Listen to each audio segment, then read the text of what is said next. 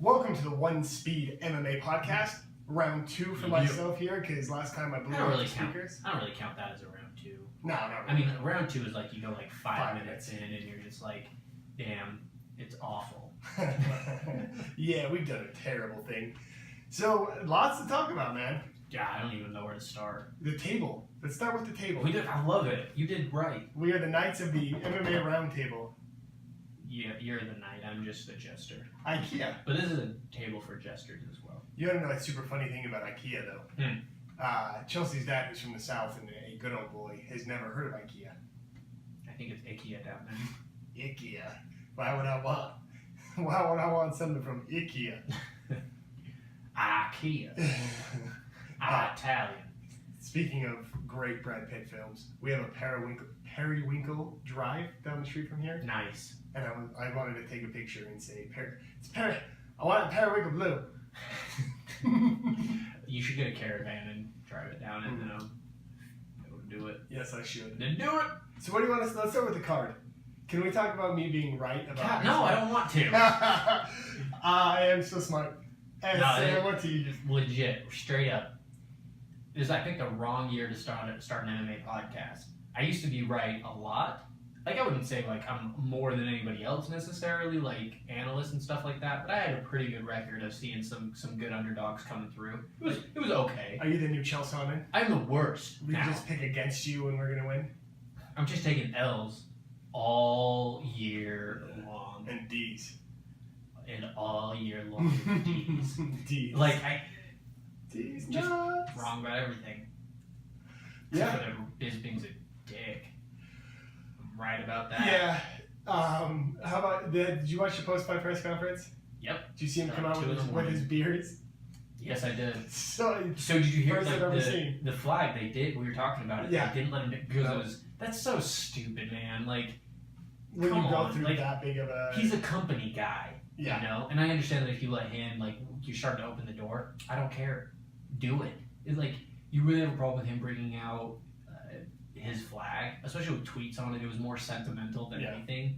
Shut the hell up. And I'm pretty sure it didn't go as bad as any of the tweets, say for like the New England Patriots or who was the other company that did a tweet like contest where like, hey, you tweeted us and we'll. Well, even still, you couldn't see it even if it was offensive. Yeah, some point. Like you couldn't like even on the show, like you couldn't zoom in and see the tweets because they were so fine. Like it was for him. Yeah. It just looked like. What do they call that flag? Oh, not there. Oh yeah, what is? It's not the Stars and Bars, I can tell you that. And it might have been with the comment he made later on that night. Freaking. It's not the first time. So for those who don't know, after all of this happened, there for some random reason. Union Jack, that's what it is. Sorry. So no, I'm glad you looked it up. So after this, I had no idea this happened. Karson actually sent it to me this morning, where after the press conference, they're taking pictures for some reason. I don't know why they're still around each other, and these dudes start jawing at each other. Rockhold just wanted out of there, and he was leaving. I don't know why he didn't go the other way though. But then Bisping went to go stop him and tried to shake his hand. Again? Shake his hand. Well, after he doesn't shake your hand like 5 times, I'm pretty sure he's not going to. Yeah. Like, so here's the deal. I like Bisping. I've been on the Bisping train for a while because he is a dick. However, there's 2 sides of this coin, and there's a lot of people that are like, oh, Rockhold's a jackass, like, cocky hold, he's just being a jerk. And it's like, no. He's arrogant, and he lost. He's not going to say much. He showed up, which is more than Ronda Rousey did. He said his piece, and he wanted to get out of there, which I completely understand. He lost. He overextended. He lost in the first round, and he looked bad. He looked over arrogant in the ring. He looked over arrogant in the press conferences. And he's the post-fight, the immediate post-fight where he said it was beautiful. Yeah, where his arm was over the cage. Putting out the vibes. Yeah. He was going to get laid that night. Even if he lost, he was just putting it out there. Laying it all on the line. Yeah, 100. I made the joke that I wanted to splice him in with Chris Evans, Captain America, with the helicopter, where he could be holding onto the octagon in a helicopter.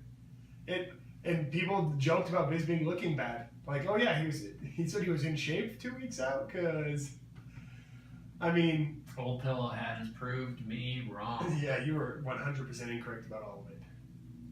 That's up. So, Except for him being a dick. and then he actually was it. I mean, he did come out when he points at him and says "F you," and then later on that night, the fact is Bisping's already. So he actually said the word. He dropped the word "faggot." This is not the first time it's happened. But so, I mean, Donald Cerrone has, like, to the point where in 2013, Dana White actually had to come out and be like, people that are watching this probably think that we're homophobic. We're not homophobic. And I'm sure in the UFC and in MMA, with such a wide range of people, I'm sure that there's a ton of homophobic people in the UFC because I feel like there's two types of fighters. The intelligent fighters that rise to the top and the trashy fighters that are probably pretty ignorant and backwards thinking that are still probably kind of, maybe not racist, but misogynistic, sexist. Look at a lot of the MMA fan tweets and different things like that, how quickly they turn on MMA. That's representative of, because we're on the internet all the time, that's representative of the internet, not MMA fans. Because if you actually pulled that shit with a whole bunch of like MMA people in the room, like not saying faggot, like that's not what I'm talking about, but like actual, because he immediately was like, damn it, shouldn't have said that. And then the media told him there were no cameras around. Don't worry, there's no cameras around. No, you're wrong. There's always cameras, especially if you're just got in a fight with Luke Rockhold. Well, not everyone immediately wrote it down anyway. Yeah, well, and that's and I'm saying if there was an actual, like, if you were among all of them and somebody like made an actual comment and threatened a gay individual, I don't think that some people saying faggot in a heated moment or the MMA fans that we interact with on Twitter are representative of the sport. They're representative of the internet, and that's it. Let's talk real life for a second. I have a gay friend. No, so One? Yeah. And I also have a black dog, you know? So it's fine. He's a black lab. He's fine. But no, so Pride weekend is this weekend here in Salt Lake. There's a lot of people downtown. One of our really good friends came out of the closet probably 3 or 4 years ago. It's very religious. You know, he comes from a very religious background. Apparently, he just went out to eat, and it was at a local restaurant. And the way that he seems to have put it or shared it on Facebook, so obviously not everything can get out there, I haven't talked to him about this yet, was that they were straight people, as he put it, celebrating Pride in the restaurant, and something ended up happening where one of the people ended up choking him out in the parking lot.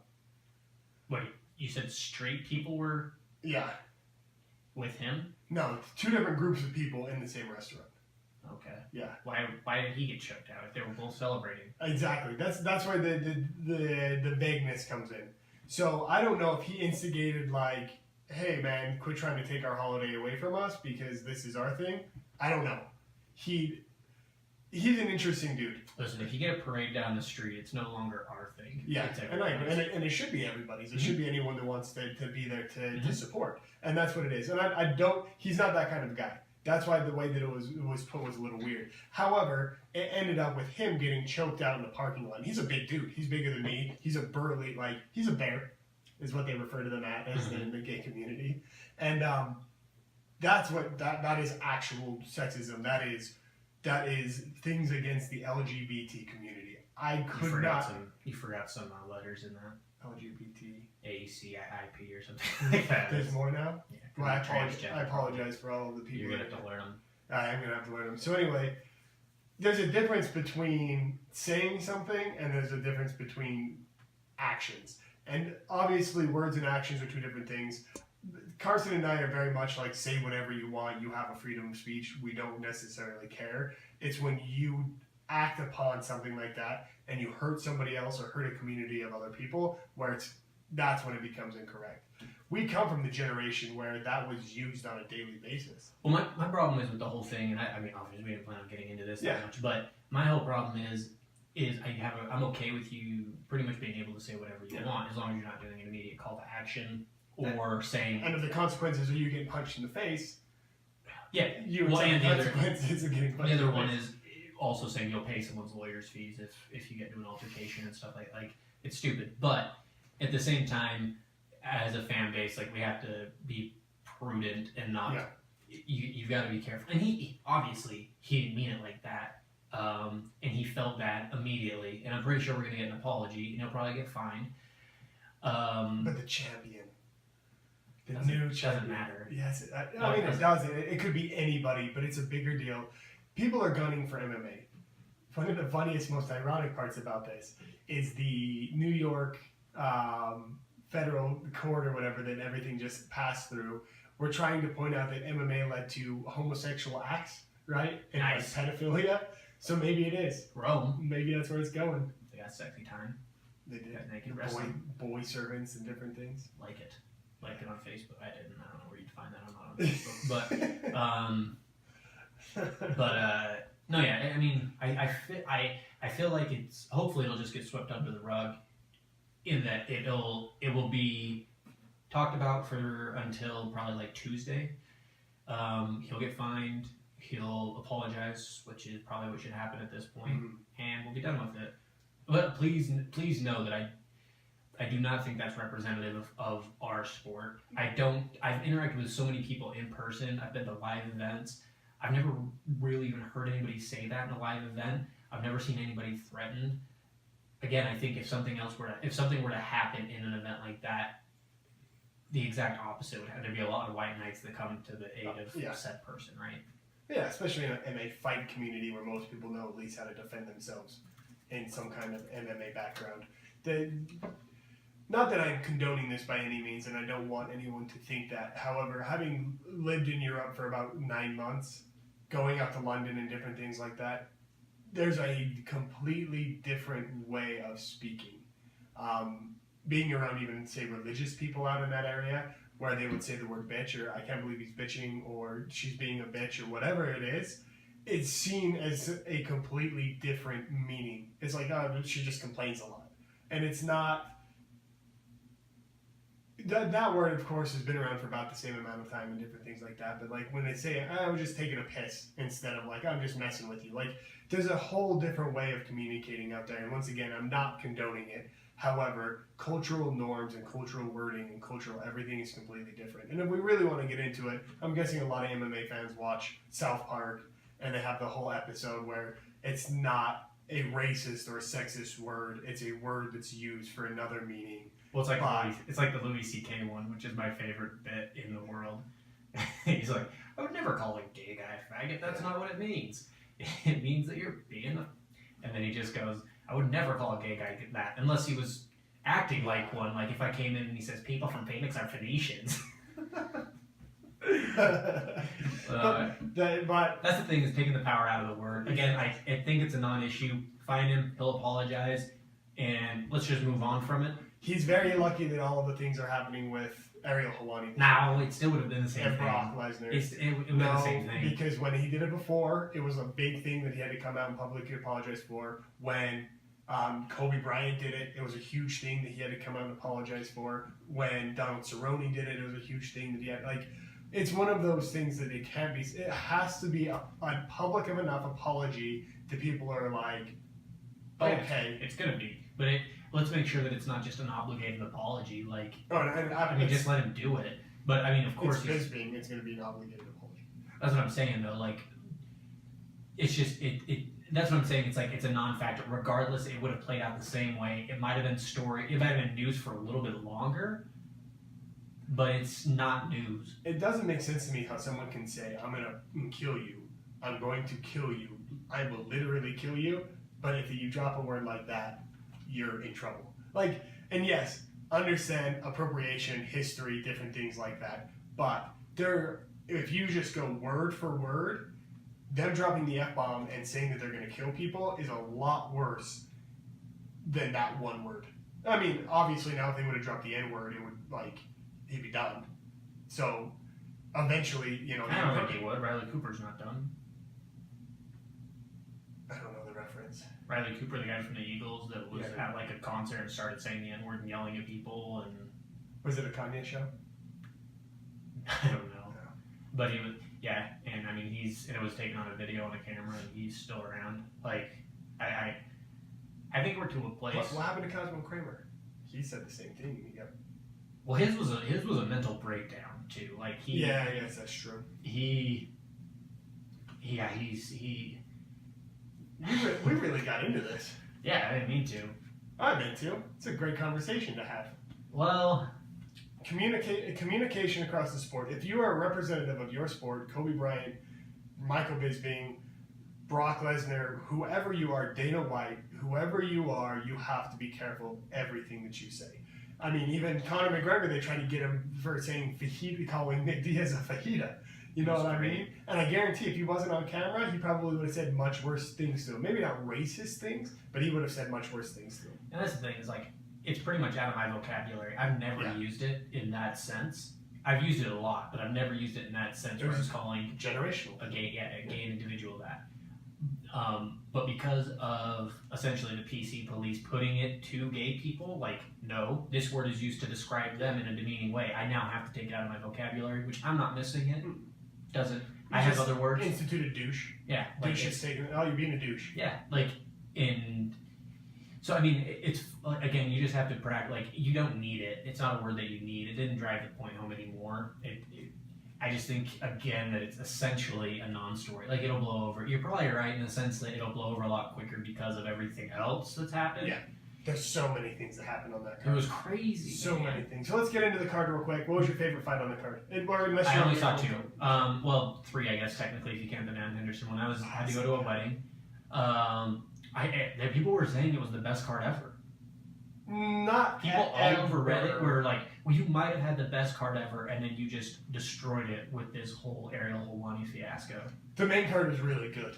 Going back, the Jessica versus Jessica fight wasn't that good. Darush versus Vic, that's one of those that didn't surprise me, but it was very weird to me that everyone picked Vic, probably because Darush had just lost to Chiesa, and is not very vocal, where James Vick is seen on Twitter, he's seen on podcasts, like he's a pretty open guy.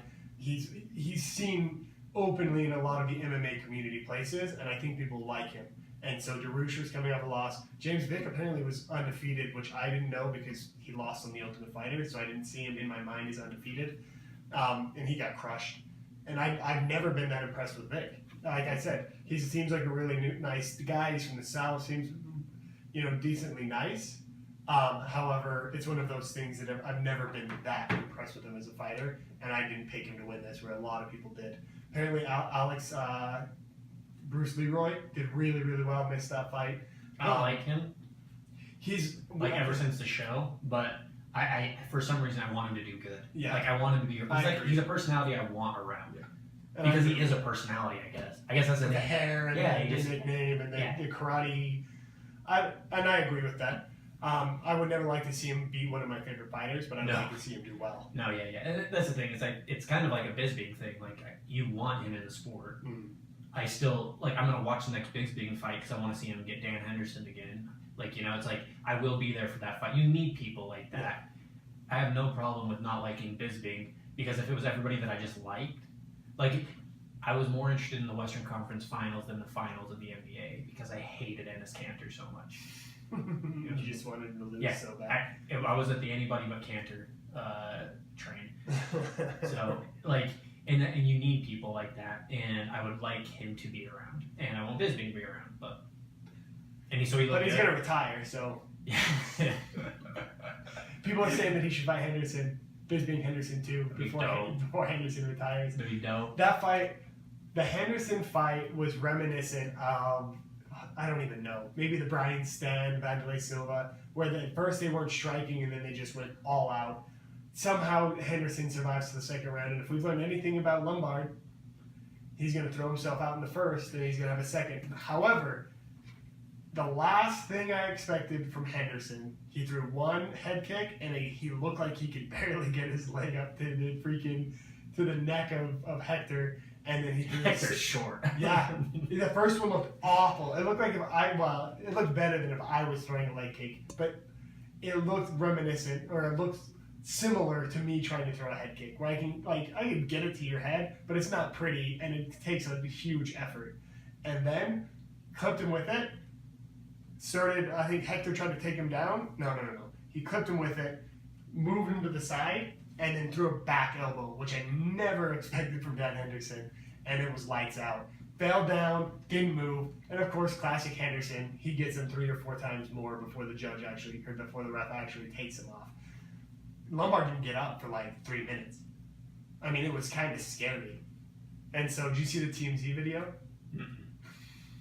I don't watch TMZ. If I see that it has a TMZ drop on it, let it be known. I didn't actually watch it either for the TMZ aspect, but the link clickbait was Henderson says he's really happy, says he knows what he's going to be eating tonight, and then it said something about his wife. Like, yeah.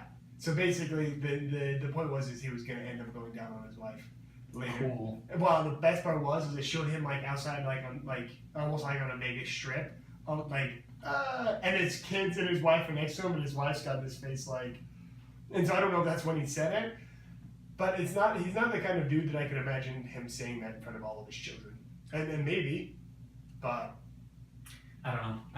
But I didn't watch it, so if he did, that's kind of funny. But if he said it in front of all of his children, that's really weird. Yeah. Yeah. Max Holloway, Ricardo Lamas. Anyway, so Max Holloway won, right? Yes.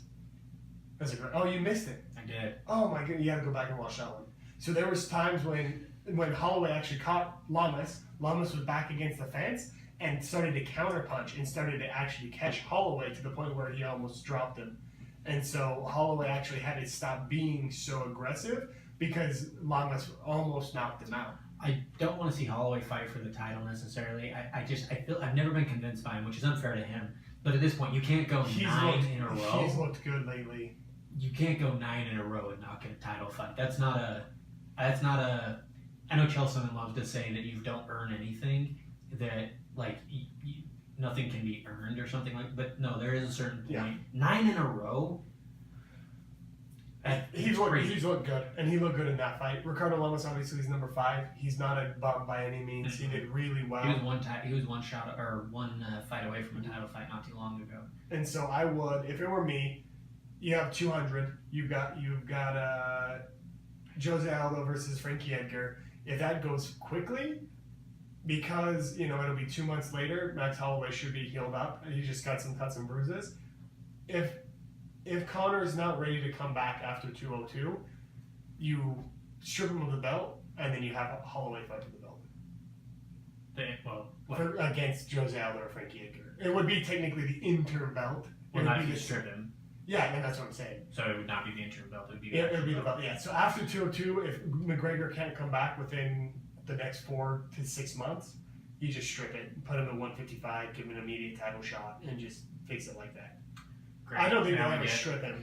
We get that belt tied up for even longer because he couldn't make a press conference. Cool. And he had to have that fight. Awesome. We all got the fight we wanted. I wonder how much Nate Diaz is going to make getting right into that. Did you see the Stockton slap on Dana? He slapped him right in the face. Did they allow it? Did they know it was coming? They were filming it. He slapped him like right here too. Yeah, it was the top of the head is what it looked like in the picture. Yeah. I didn't see it, but that's good on Dana. He's riding bulls now. I wonder if that was part of the contract. I'm slap you, bitch. Yeah. I'll take less, but I'm gonna slap you, bitch. Like, I want $1 million, and I get to slap you in the face in front of everyone. Hey, Nate Diaz is a good friend of Ariel Helwani, so maybe Nate Diaz will cause some issues there too and be like, hey man, bring Ariel back. Free Ariel. Before we get into the Ariel, do you want to just touch on Cruz Faber? Not really. Most likely everyone here saw it. Dominic Cruz looked dominant. Well, I meant more the post-fight. The whole post-fight was actually, it was incoherent in a lot of ways. I didn't like Cruz in the post-fight. Me either. That's the thing, I didn't like Bisping either. I didn't like Bisping either. I did it first, and then I got irritated. Well, that's the thing is, I'm fine with everything that he was saying, except for, I just get bugged when people don't listen to other people. So, they asked him a question, and this happened on 2 different occasions with both. They said to Rockhold, they're asking him a question, and he says, you know what, I've been working my jab. I don't usually commit to my jab that much. I made a mistake. If I'm doing my game, he can't hang with me. And then he just immediately came, he's like, I can't hang with you, I just knocked you out. And he's trying to explain how you knocked him out. I understand you feel like you could hang with him. But excuses after someone knocked you out. No, I know. But he's but it's still you're meeting on a different field. He's saying that you brought him out of his game and you won, but and it's just I knocked you out. That's what he's trying to say. If you wouldn't have overcommitted to the jab, you wouldn't have been. I think Luke's wrong, to be fair, but like it just bugs me when people don't listen. And then the same thing. See, but I understood that. I understood completely. That's like if we were to fight and you were to knock me out, I'd be like, but if we were to do it again, it wouldn't work like that. And it's like, yeah, because now you know I'm going to throw that left instead of my right hand, and you can. But the thing is, and what Bisping should have done, and he did later, but like on that one, he should have countered it with, and this is, I think, a better argument. No, we were watching film on him. He always drops his right every time. Mm-hmm. Every time he drops his right. And so it comes up like that. Exactly. That's what I'm saying. So instead of saying, like, instead of just making sure to get it, I just knocked you out, like, make a coherent argument. It's like, no, we saw that you drop your right on everything that you do. I countered it with a left because my boxing is better than yours. My biggest irritation is anyone that picks up their belt and points to it. That drives me nuts. So Bisping, Cruz has done it. DC may have done it, I don't know. John Jones has done it. Like, anyone that picks up their belt and points to it. It's a trump card. Yeah, it is, but. You win. Like, at the end of the day, it's like rappers that are like, no, lyrically, you're not as good as me. I'm better than you. Like, I'm Talib Kweli. I'm Jay-Z. I have more money. Yeah. I got the gold. Even though Jay-Z said he'd lyrically rather beat Talib Kweli. I know, that's the thing, but would you rather be overpaid or underrated? You know? So this is my problem with the Cruz Faber thing. Is somebody asked him a legitimate question. They were like, "Do you think that you could bury the hatchet after all these years?" And then Faber was like, "Yeah, I could. Like it seems like we bury the hatchet every so often, and then the next day we're back on." And then he's like, "Yeah, Cruz is fine." And then Cruz immediately just went back to the thing they had got done talking about about the fighters getting paid, and he just kept going in on Faber, and it's like, bro, you guys aren't ever gonna fight again. He was just let it go. He was extending an olive branch. Like I said, it seemed like he wanted to take his ball and go home. Yeah. Like, this is my ball. I'm gonna take it and I'm gonna go home. The one thing that irritated me, well, two things. His whole attitude irritated me, and I don't know why he was like that. You figure someone that had just won a fight, a title fight, that dominantly would be happy, and he wasn't. I don't know what was going on, what's going on in his life, who knows. But contrast him and Bisping. Bisping, who's on cloud nine, and even though he's being a dick, is as happy as he could be. And then you look at Dominic Cruz, who just won a world title. It says like this: "I'm just, I thought my career was over. I'm just so happy to be back and to be able to fight. Doing this is the greatest thing." He's Orin off of Parks and Rec. Yeah, it's like Dominic. Just show some person. I mean, he has personality. He does. And I don't know what it was then. And the biggest thing, the hardest part for me that I understood and I agreed with him with was when he was saying Uriah Faber manages these guys. The better they do, the more he gets paid. And I don't think Uriah Faber is that type of guy. However, I understand that jab. Because TJ Dillashaw was like, you know what, I could go somewhere else and not have to pay Team Alpha Male and keep 90% of my money. It's fine, just stop hanging on it. Like the question wasn't geared towards that at all. Well, he keeps pushing Cody No Love, who doesn't deserve not on that question. They had already fleshed that out. This is all the way towards the end of the press conference. But he brought him up again. He was like, "There's a new guy coming through, Cody. Cody's coming up. You better watch out for him." In that same question. In the same press conference. That's what I'm saying. Like, they had fleshed that. Like, that was already happening. At the beginning of the press conference. And they had already jabbed, and they came back and forth. And I thought Cruz was on point saying that, and then him pushing his guys. And then, like, they asked him, would you guys ever be able to extend an olive branch? And Faber essentially said, we've had highs, we've had lows. I really don't have that big of a problem with We have a lot of media. And then it gets taken back over to Cruz, and Cruz is like, it's funny listening to that. Yeah, we have had a lot of highs and lows. This guy's taking money from his fighter. And it's like, that's not what? Why? It's just incoherent. The whole thing was incoherent. From what I understand, him and TJ now have a pretty good relationship. It's Cruz and TJ. Well, why say that there? That just still doesn't excuse why say that there. Like, maybe because he's trying to back up TJ. Like, TJ left Alpha Male because he wanted that 30% that he had to take. TJ's name once, though. I understand, but maybe he was implying it. And the hard part is good luck trying to be friends with TJ. You're going to have to fight him again. Well, and it's not smart. And TJ said that he wanted Faber to win. Well, I don't think they're friends. I don't think that's the thing. But well, not me. Enemy of my enemy is my friend. My thing is, the whole thing was just incoherent. regardless of Yeah. what he was trying to do. It's like, why aren't you answering the question? That press conference should have been over like 20 minutes earlier. And I understand they have a certain length that they have to go. But there were so many people that just didn't want to be there at all. I'm pretty sure Dan Henderson didn't want to be there. Bisping did. Rockhold didn't. Yeah. Cruz didn't. Faber didn't. You know, it was... Guida wasn't, but I mean, he lost. He might not have been invited. That fight as well, Brian Ortega, Clay Guida. Everyone on Twitter was 100% incorrect. Everyone was saying, Ortega, you have the better BJJ. Go to the ground. Clay Guida tried to take him down 3 times. Ortega stuffed it all 3 times. Guida was winning in the striking until the last 30 seconds of the fight. Basically, Ortega rope-a-doped it. He just took it. He just stayed in there with him. Guida started to slow down, but slow down for Guida, right? I didn't think he was going to gas, and he didn't. And then Ortega just turned it on and just went at him, hands and knees and everything, and eventually caught him with a knee and dropped it. And it was, everyone on Twitter was like, apparently I was wrong. But the guy running the bloody elbow account, I don't know who it was like, apparently I was completely incorrect. I had to come out and be like, apparently I was completely incorrect. His game plan worked 100%. And he said in the press conference, looking at him, looking back, I did hold him to too high of a regard. This is a guy I've been watching my entire life. I really respect Clay Guida. But he proved everyone wrong because everyone thought he was just going to stand there and get beat in the striking. And he just turned it on in the last 30 seconds and crushed Guida. Just crushed it. What else we have? We have Nate Connor 2 official 202 August 20th 8:20. Yep. And then we have official. Is it in Vegas? I didn't see. I don't know. I don't think they've announced the arena yet, huh? I'm pretty sure they have it on that on 202. They probably have it already. August? They should have August by now. Yeah. Just because you had to have already put a deposit down on something. Is that the fight we all wanted? Is that what we want? I just want it to be over now. Yeah. Honestly, I want Nate to win. The more I listen to Nate talk and the more I listen to Nate be like, hey, I'm going to make a lot of money off of this. They keep coming and I keep telling them I want more money. I just hate when Dana, every chance he gets to badmouth somebody because he was like, I just hate when we have a deal set up and it's falls through and then we come back to the guys and now they want something different. Of course they do. It's different now. It was hyped completely different. Now it's a fight that you want more than I do. You have to pay me more. That's what it is. 100%. It's the biggest fight in UFC history at this point. T-Mobile Arena.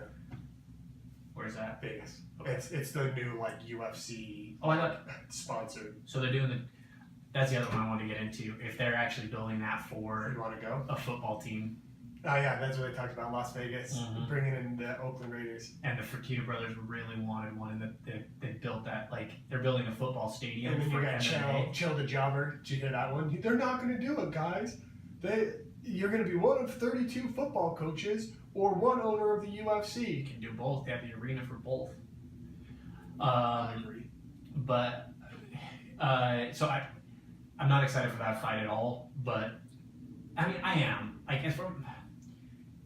guess not as much as the MMA world is. Again, I never wanted it. I never wanted the rematch. I never wanted that fight necessarily. And then we got it all of a sudden, and there was some great banter. We're not going to get the banter this time. Connor's not going to really talk. 2 months. Oh yeah, no, the banter's going to be great. You think Connor's going to talk that much? He hasn't said shit since the last one. Wow, Nate B as well. He's going to be like, he has a trump card. He doesn't. He's really got to win. He's not one to push it forward. If he's asked a question, he'll say something about it. But he's not going to go at Connor.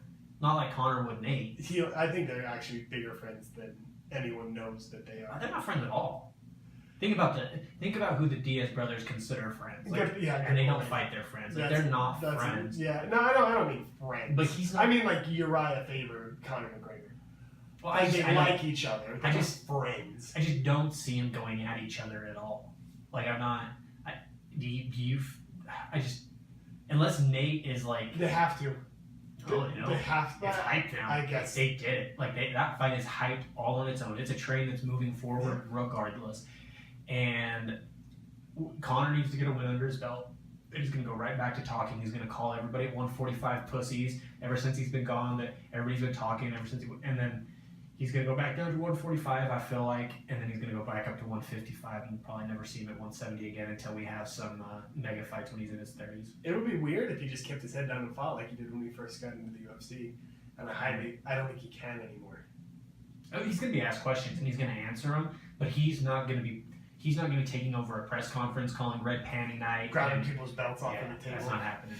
Well, because nobody will have a belt. Well, I know that, but yeah, in theory. The Conor belt.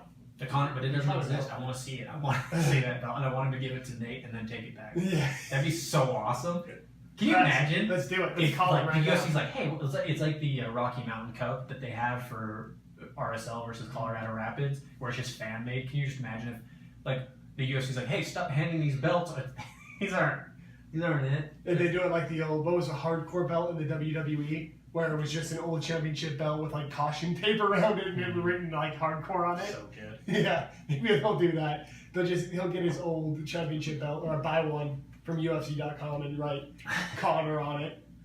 I would like it to be like more like Irish themed, like maybe have like diagonal like Irish colors and Conor's name on it, and it's gonna be a good fight. I'm not that excited for it this time around. Regardless, we've got it. Conor's already opened as a -100 favorite.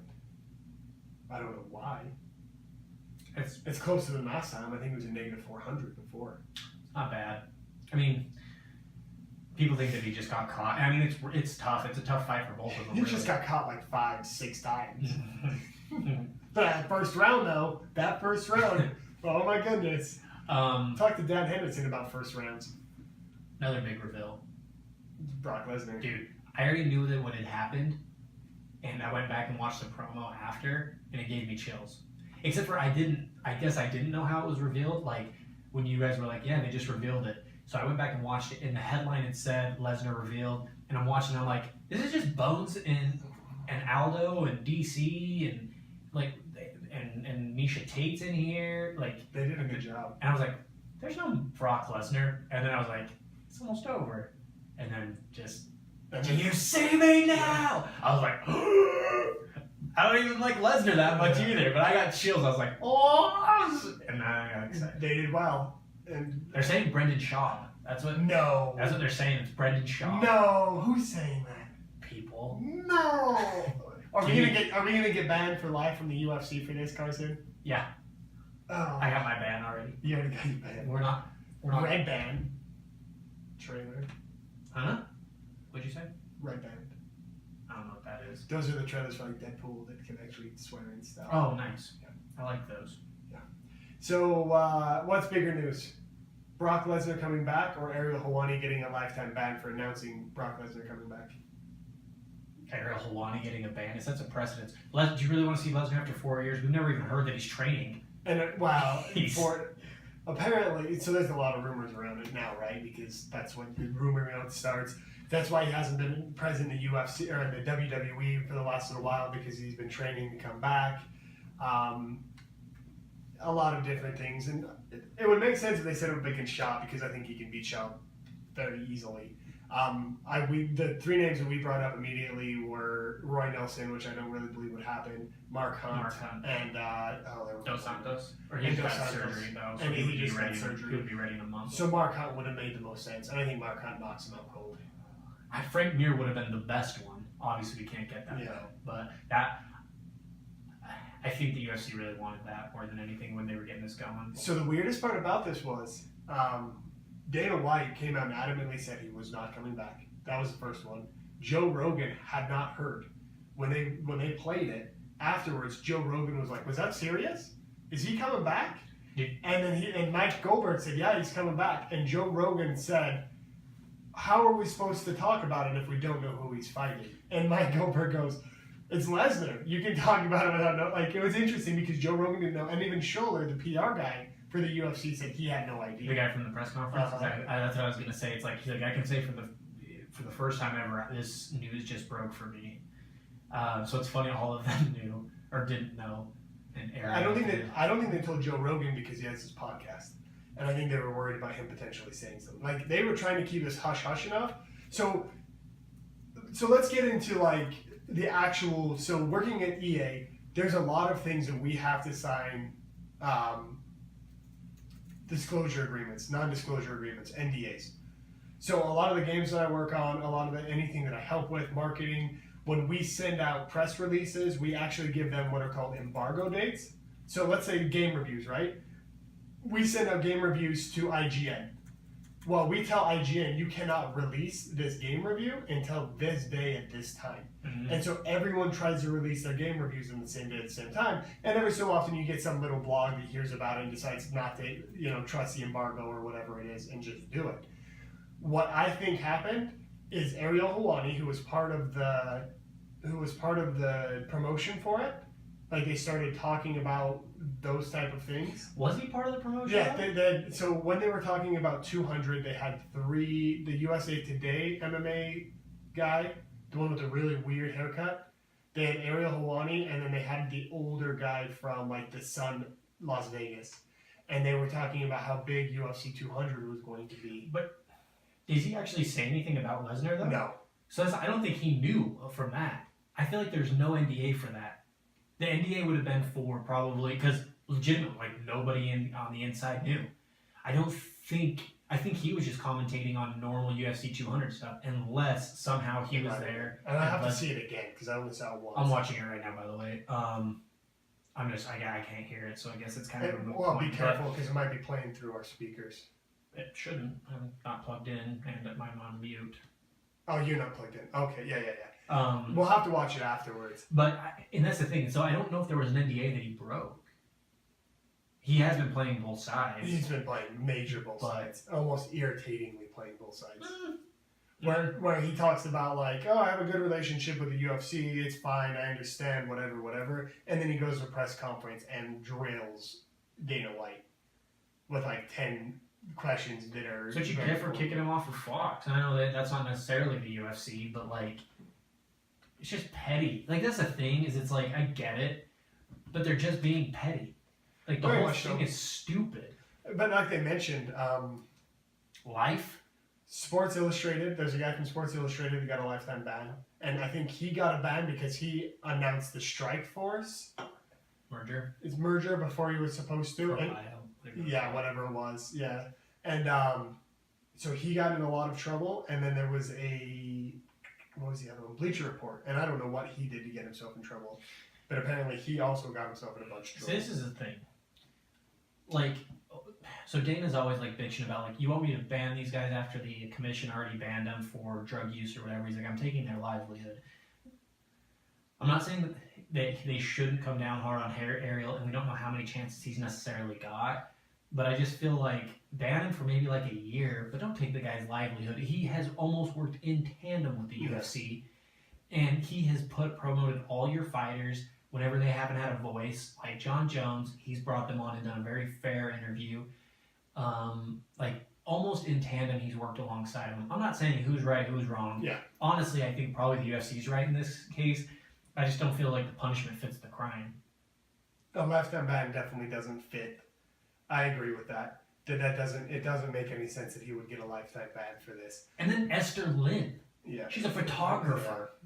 Yeah. It was basically what do they call it? Shrapnel. Anyone that was close to him at that time got escorted out with him. They lost their credentials. Stupid. And he was also tweeting at the fights a lot of the information that was coming out. Not that that matters. That's what the media does. It's a weird situation from start to finish. It doesn't make a ton of sense.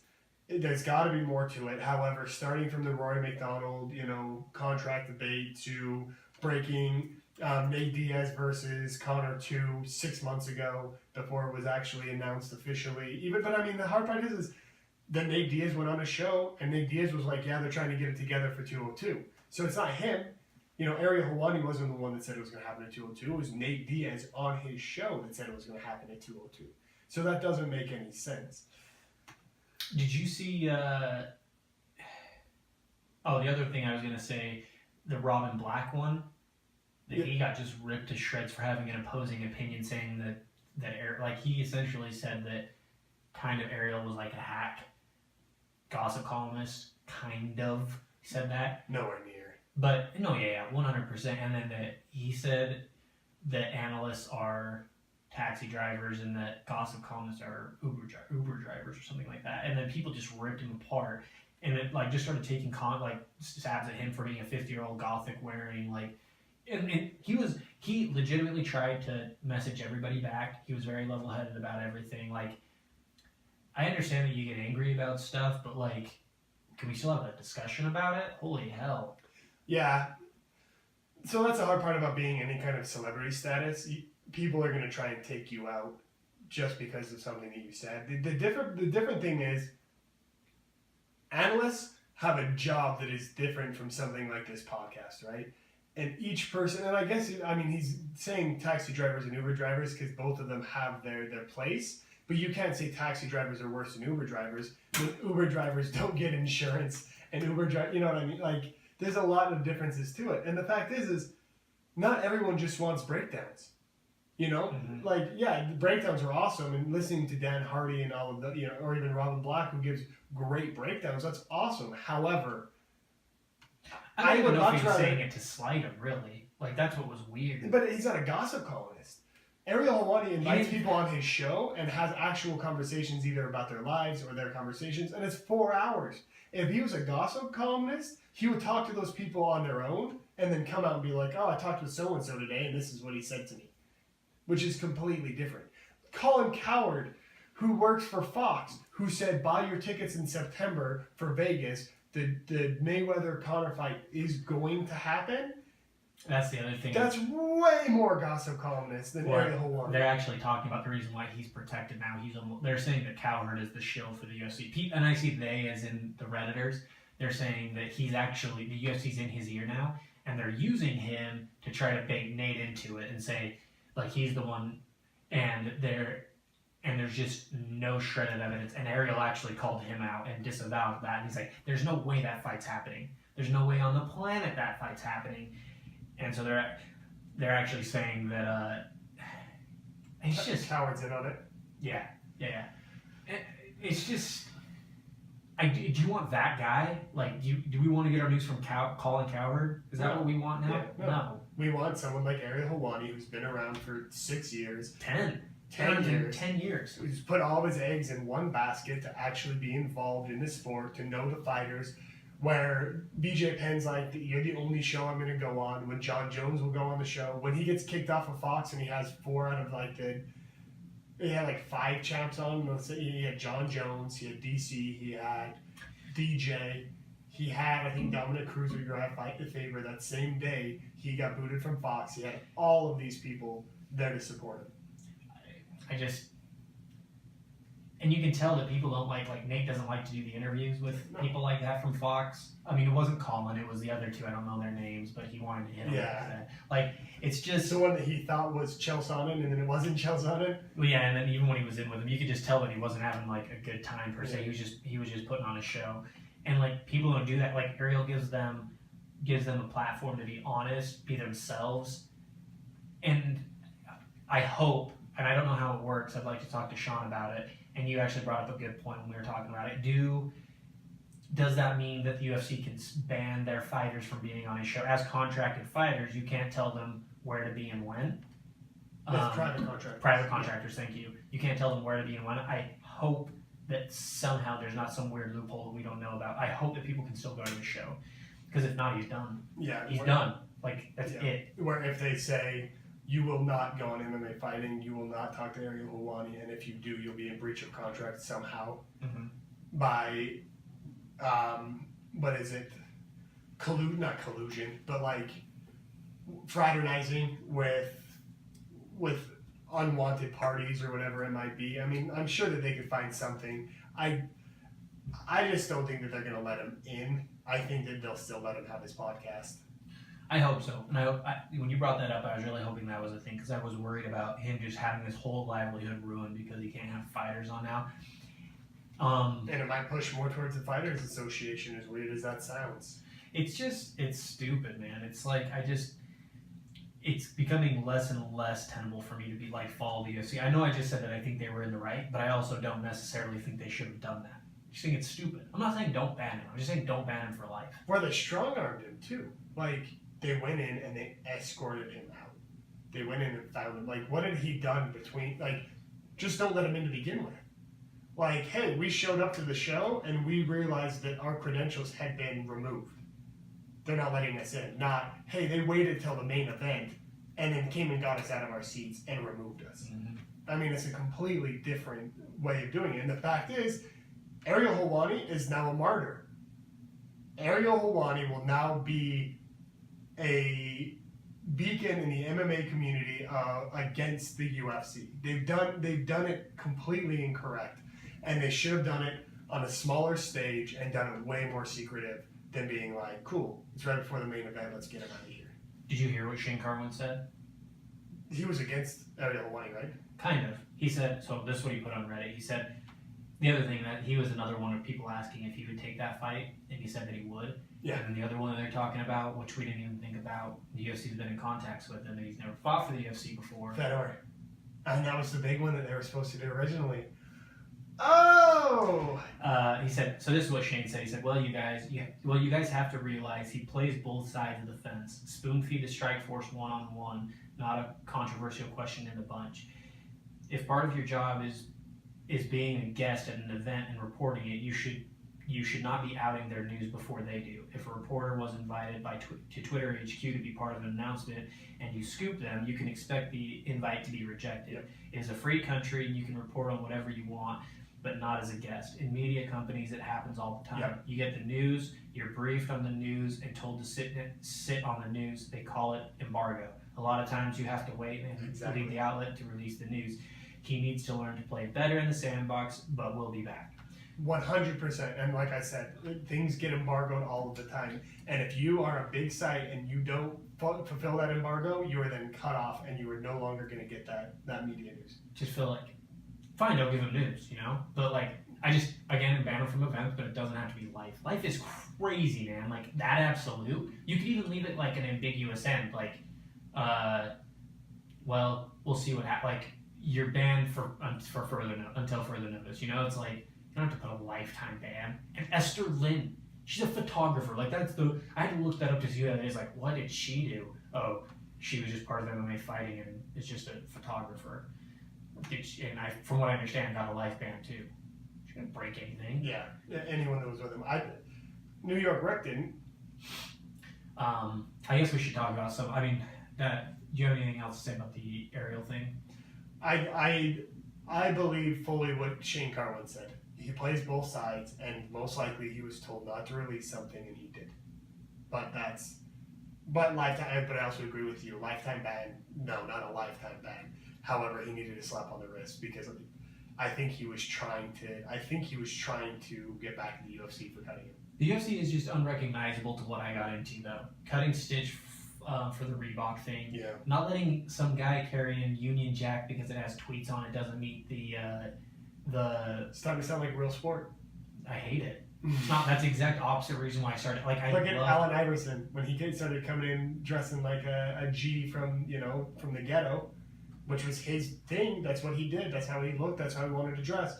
All of a sudden, the NBA was like, "Cool, everyone's got to start wearing suits."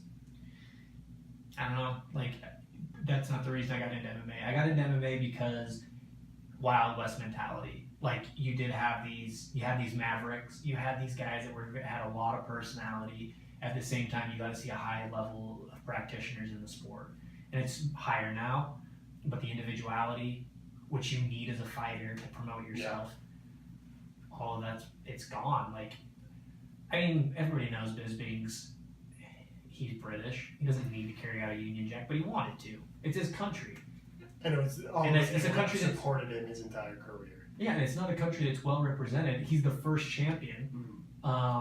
Yeah. And, like, let him have that, man. Like, it's shitty. The other thing I was going to say is, did you think 3 years ago, or not even 3 years ago, did you think, like, a year ago, we had more European champions than Brazilians? No. Can you believe that? Good. Oh, my gosh. Brazil needs to kick it in the butt. They need to figure out what they're doing wrong, and they need to fix it. And it's very interesting to me how many, and this doesn't matter, and this can be completely taken out of context, but how many Caucasian champions we have. Where in most other sports, Caucasians don't do well. That's not true. Hockey, Soccer. I guess soccer.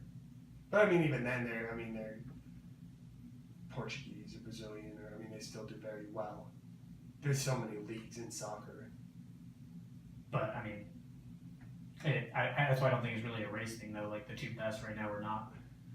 Well, and it shouldn't be. And that was more of an observation than anything else, where football and basketball are very much an African American dominant sport. And good, they're the best ones, and the best ones should succeed. It's just very interesting to me that the UFC, where it was all Brazilian to begin with, now is even UK, Europe, and in the US. Well, it's always been U.S., Canada, and Brazil. And I'm just looking Canada at has that champion. Rory McDonald and Stephen Thompson right now too. GSP. Oh yeah, that's what I was gonna say. Like Canada hasn't had a champion in a minute. Let me think. Since GSP. Since GSP. Yeah, that's it. And Brazil's only got one now in RDA. Mm-hmm. And Europe, I mean, that's not fair to say Brazil versus Europe, but I mean, we do it all the time. Yeah. And then Brazil's got, or Europe's got two. three. Joanna. Oh, I forgot. Connor. Yeah. And now Bisping. Yep. It's rough. It's hard out there for the Brazilians. Now Americans are now number one. So let's talk 3 fights here, and I'm only going to talk about 3 fights because the first one's got O'Connell, who's from here.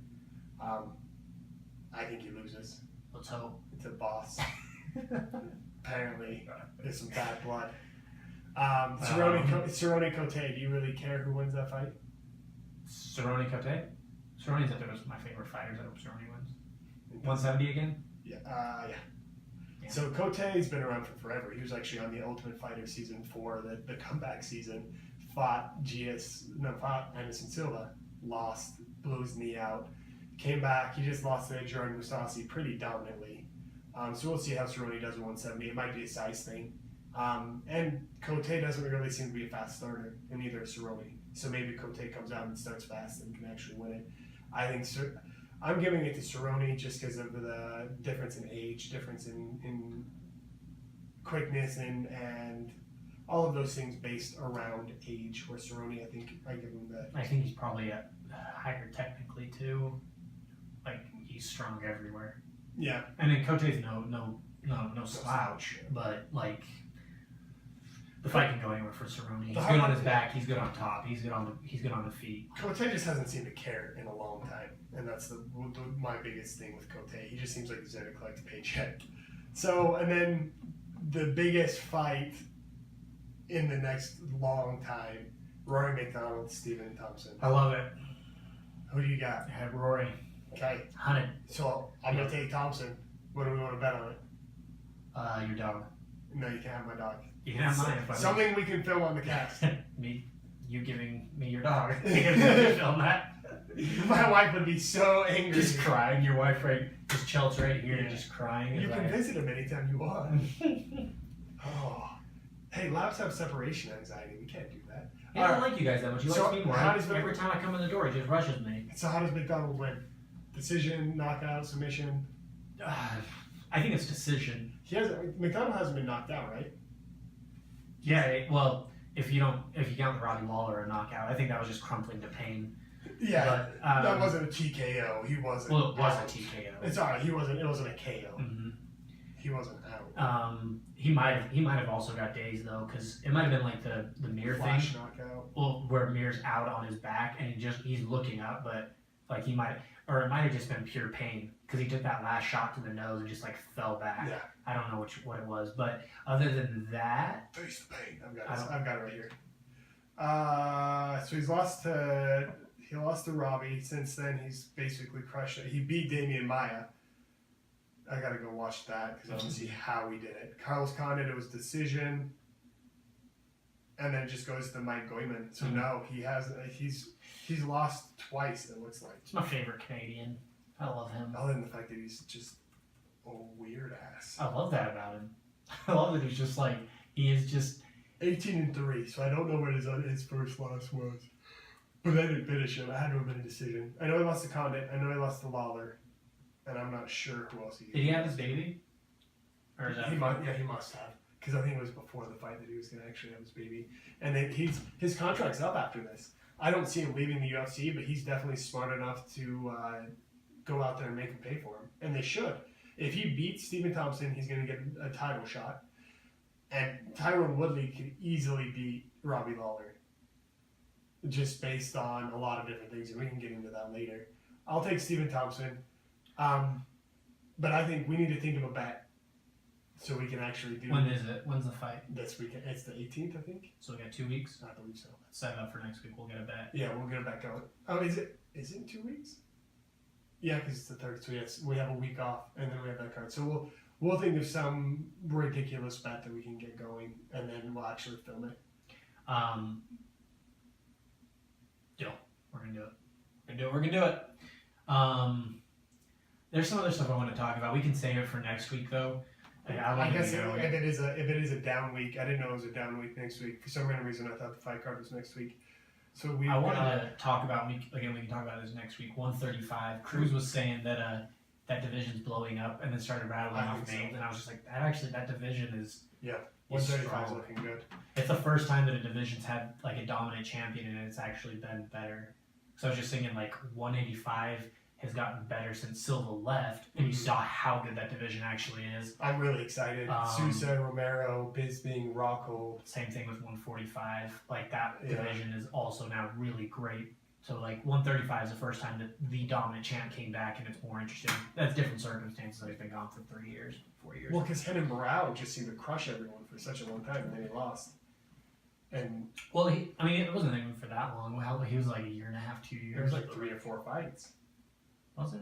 Anyways, we'll talk about that next week. We'll get some other topics. Since it's a down week, we'll maybe watch the McDonald Maya fight. Yeah. Watch some Fight Pass things. Went back and watched some of the old Pride fights and was so let down. But we can talk about that next week. Yeah. So let down. But thanks again, guys, for tuning in. We really appreciate everybody that listens. That was a kiss from Karson. I love you. Please subscribe on Buzzsprout, iTunes, whatever, however you listen to the actual podcast. We're also on YouTube, so you can see our beautiful mugs usually. And this loud shirt. And the pink. My soccer championship shirt. Get online and see his sweet pink Save a Breast soccer shirt. Save a Breast. Say just one. No double vasectomies, only single vasectomies. Only one, just like for guys. You can remove one testicle and we'll still be fine. And thanks again always for tuning in, and we will see you next week. Peace.